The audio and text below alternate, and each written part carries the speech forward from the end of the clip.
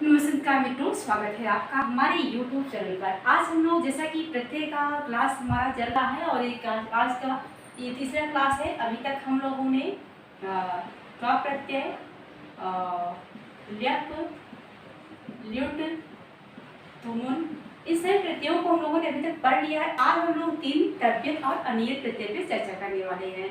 तो आइए देर न करते हुए क्लास की शुरुआत करते हैं। हम चाहते हैं कि बहुत ही कम समय में आपको ज़्यादा मटेरियल प्रोवाइड करने की हमारी कोशिश हमेशा से ही रही है। तो आइए देर न करते हुए देखते हैं कि 3 प्रत्यय क्या है। 3 स्त्रियाम तिंग एक सूत्र है, स्त्रियाम तिंग। इस सूत्र से भाव अर्थ में स्थित की जो है विवक्षा होने पर धातु से 3 प्रत्यय होता है। स्त्रियाम तिंग सूत्र है। इस सूत्र से भाव अर्थ में जो है अगर स्त्रीत्व की जो है उपस्थिति है तो धातु से जो है क्या होता है 3 प्रत्यय होता है। अगला हमने यहाँ लिखा है, देखिए आप अगर किसी भी प्रत्यय को पढ़े, अगर इस पार्ट में जो हमने आपको बताया उससे रिलेटेड चीजों को उसे आप समझ देते हैं, आप प्रत्यय को आसानी से समझिए। तो यहाँ पे हमने लिखा है कि दिन में जो है ककार और नकार की जो है संज्ञा होकर लोप हो जाता है। इसका मतलब क्या है? तीन में ककार और नकार, ये है तीन और में ककार क्या है, यानी कि का को संस्कृत में जैसे का है का ककार कर सकते हैं, ककार जो न है ये न को जो है नकार कर सकते हैं। तो जो तीन है यहाँ पे शेष क्या बचता है? सिर्फ ती शेष बचता है। क्या? ती शेष बचता है। बाकी ककार और नकार इन दोनों की जो है क्या है इस संज्ञा हो जाती है। तो तीन में ककार और नकार की जो है इस संज्ञा होकर लोप हो जाता है, केवल ती शेष हो जाता है। एक सूत्र है लसक तरिते, हमने यहाँ पे लिखा भी है क्या? लसक तरिते, लसक तरिते, लसक तरिते एक सूत्र है। इस सूत्र से जो है का की जैसे कि जो तिंग है ये तिंग है तिंग, तो इसकी का की जो संज्ञा है ये लसक तदिते सूत्र से, लसक तदिते सूत्र से इस का की जो है इस संज्ञा होती है। और तस्य लोपः एक सूत्र है, तस्य लोपः, इसे इसका लोप हो जाता है। जबकि जो ना है इसका हलंत्यम, हलंत्यम एक सूत्र है, इससे हलंत्यम से इसकी संज्ञा होती है, तस्य लोपः से इसका लोप हो जाता है और ती जो है शेष रह जाता है। इन चीजों को आपको ध्यान रखना है। तिंग एक प्रत्यय है, तिंग में का यानी कि ककार और न यानी कि नकार, इनकी जो है इस संज्ञा हो जाती है और तस् लोपस इनका लोप हो जाता है, ती सिर्फ जो है शेष बचता है। अब बात करें कि जो का है इसकी लसक तरिते से जो है इस संज्ञा होकर लोप हो जाता है, जबकि हलंत्यम से न की जो है इस संज्ञा होकर इसका लोप हो जाता है। इसके बाद हमने यहाँ पे लिखा है कि तिंग प्रत्यय से बने शब्द जो है क्या होते हैं, स्त्रीलिंग में होते हैं। जो तिंग प्रत्यय से शब्द बनते हैं वो प्रायः क्या होते हैं, स्त्रीलिंग में होते हैं। अब हम लोग उदाहरण पे आएंगे। यहाँ पे उदाहरण हमने लिखा है कि क्री धन तीन बराबर कृति है, नी धन तीन बराबर नीति है, गम धन तीन बराबर गति है और घृ धन तीन बराबर घृति है। आपने देखा कि जो है क्री धन तीन कृति हो गया। तो यहाँ पे हुआ क्या है, इसकी जो है क्री धन तीन में जो है इसके ककार और नकार की, जैसा कि सूत्र के पहले ही हमने आपको बताया कि इस संज्ञा होकर के लोप हो जाता है, इनका इस संज्ञा हो तो बस इनका लोप हो गया तो बचेगा क्या? ये कृति ही तो बचेगा। यहाँ क्री बचेगा, क्री धातु और ती प्रत्यय, तो बल रूप क्या? क्री। और ये जैसे कि धन तीन है तो नी और ती में अगर क्या और ना की जो है संज्ञा हो जाएगी तो बचेगा क्या? ती, स्वरूप क्या बनेगा? नीति। क्या बनता है? नीति बनता है। गम धन तीन गति, आप यहाँ पे गम धातु है और गम धातु में जो है अगर जो है इसके का और न की इस संज्ञा हो जाएगी, जैसा हमने बताया कि लसक करते सूत्र से का की यानी कि ककार की और हलंत्यम से न यानी कि नकार की जो संज्ञा होती है तस लोप सूत्र से इसका लोप हो जाता है, बचता है ती। अगर तीन प्रत्यय बढ़ रहा है वहाँ पे ती शेष बच जाता है। तो जैसे गम धन तीन है तो रूप क्या बनेगा? गति ही बन जाएगा। घृ धन तीन है तो घृति, मुझे विश्वास है कि आप समझ गए होंगे। तो यहाँ पे हमने लिखा है नम धन तीन नीति, ध्रुव धन तीन श्रुति, वृष धन तीन दृष्टि, भुज धन तीन भक्ति, बुध धन तीन बुद्धि, मुझ धन तीन मुक्ति, गय धन तीन गति और पुष धन तीन पुष्टि। तो इस प्रकार से जितने भी हमने एग्जाम्पल यहाँ पे लिखा है। एग्जाम्पल को इसीलिए लिखा है कि संस्कृत व्याकरण शास्त्र का आप प्रत्यय पढ़ रहे हैं, जितने एग्जाम्पल आप पढ़ेंगे उतना ही ज़्यादा आपके लिए आसान हो जाएगा प्रत्यय को समझना। तो यहाँ पे आप लोगों ने देखा कि जो है किस प्रकार से जो है तिल प्रत्यय में जो है ती शेष रहता है। आपको ध्यान क्या रखना है कि जो त्रिल प्रत्यय होता है वहाँ पे का और न, ककार और नकार, इनकी क्या होती है, इस संज्ञा हो जाती है और इसके बाद जो है ती शेष रह जाता है। अगर दोनों चीज़ों की संज्ञा हो ती शेष रहता है तो जो धातु शब्द बनते हैं और जो ती शेष रहता है इसी से मिलाकर एक मूल शब्द बन जाता है। यही हमारा जो है तीन प्रत्यय कहलाता है।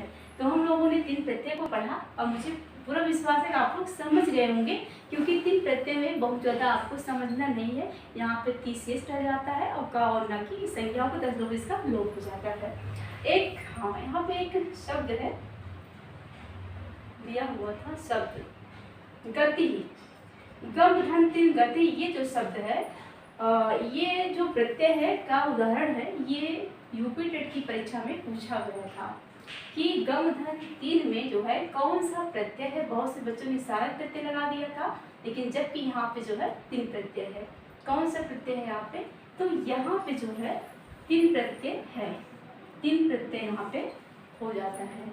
इसके बाद आइए आज का जो सेशन है दोस्तों, यहाँ पे देखते हैं तद्धित और अनियत प्रत्यय।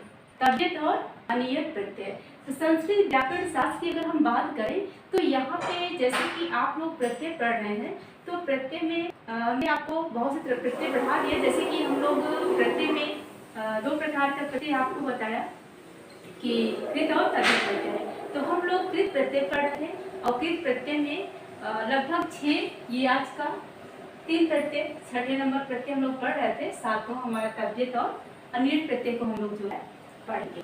तो यहाँ पे तद्धित प्रत्यय, तद्धित और अनियत प्रत्यय में तद्धित तद्भ्यानीय एक सूत्र है, तद्धित तद्भ्यानीय। इस सूत्र से धातु के बाद तद्धित और अनियत प्रत्यय जो है होते हैं।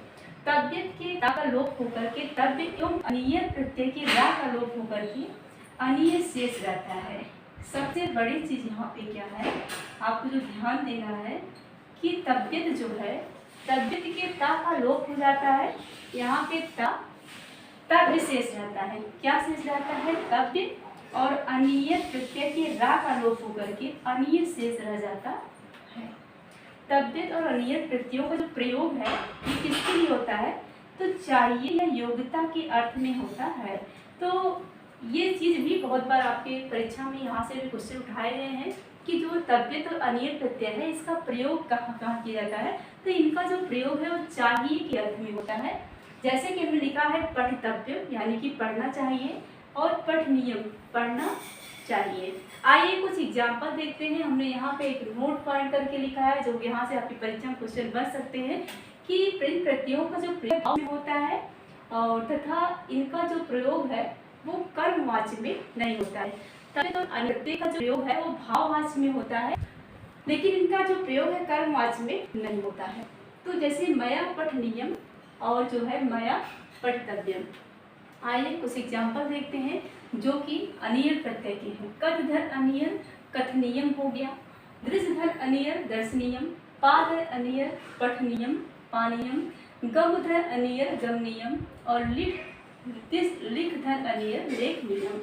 अगर आप जो है इस चीज़ को ध्यान में रखेंगे कि जो तद्धित प्रत्यय है इसके ता का लोप होकर के तब जो है रह जाता है शेष, और अनियत प्रत्यय में रा का लोप होकर के अनियत शेष रह जाता है। तो जैसे कथधर अनियत है तो यहाँ पे हो क्या रहा है, इसके रा का जो है लोप हो जा रहा है। क्या हो जा रहा है, लोप हो जा रहा है, और शब्द क्या बनता है, कथनीयम, पठनीयम, दर्शनीयम, गमनीयम, लेखनीयम। इसी प्रकार से यह है तद्धित प्रत्यय के उदाहरण। तद्धित प्रत्यय में हमने बताया जैसे क्रीधन तद्धित कर्तव्यम, प्रजधन तद्धित दृष्टव्यम, भूधन तद्धित भावितव्यम। तो यहाँ पे आपने देखा कि जैसे कि यहाँ पे लिखा है तद्धित के ता का जो है लोप होकर के तब भी शेष रह जाता है। जो तद्धित प्रत्यय है यहाँ पे जो है क्या होता है कि ता का लोप, ये जो ता है ता का लोप होकर के तब भी शेष रह जाता है। तद्धित प्रत्यय में ता का लोप हो जाता है और यहाँ पे जो है तब भी जो है शेष रह जाता है। यहाँ पे लिखा है हमने कि क्रीधंतव्यम कर्तव्यम, प्रचधंतव्यम प्रष्टव्यम, भूधंतव्यम भवितव्यम। तो जो ये उदाहरण हमने लिखा है, ये तीनों लिंगों होते हैं, नपुंसक लिंग में भी होते हैं और स्त्रीलिंग में और पुल्लिंग में भी होते हैं। तो आइए देखते हैं, जैसा कि ये कर्तव्यम है, तो अगर कर्तव्यम की बात करें तो कर्तव्यम का जो इन नपुंसक लिंग मतलब वो क्रीधंतव्य करेंगे, कर्तव्यम जो है नपुंसक लिंग में जो है कर्तव्यम बनेगा, कर्तव्यम ये है नपुंसक लिंग में।